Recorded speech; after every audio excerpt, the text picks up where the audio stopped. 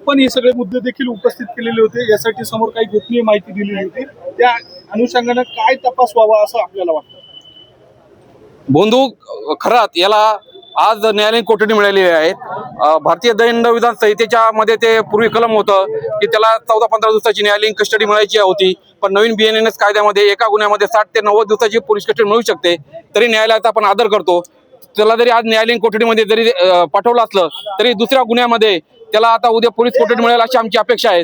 कारण SIT ला काही गुन्ह्यामध्ये अजून तपास करणं बाकी आहेत। आम्ही काही मुद्दे त्यांना दिलेले आहेत, त्याचा तपास बाकी आहे। त्याच्यामुळे त्याला पोलीस कोठडी मिळावी आणि अनेक गुन्हे त्याच्यावर दाखल आहे, त्याच्यामुळे त्याची पोलीस कोठडी आणखी बरेच दिवस वाढेल अशी शक्यता आहे। त्याच्यामुळे नवीन काही प्रकरणं समोर येत आहेत, त्याच्यामध्ये त्याचा SIT ला आपण चौकशीसाठी आपण वेळ दिला पाहिजे आणि त्याचा आतापर्यंत त्यांचा तपास योग्य दिशेने चालला आहे, तो अधिक योग्य दिशेने चालेल आणि या बंधूला अधिक कडक शिक्षा होईल आणि समाजामध्ये एक आदर्श राहील, बंधू बाबावर वचक बसेल असं आमची या निमित्ताने आम्हाला वाटतंय।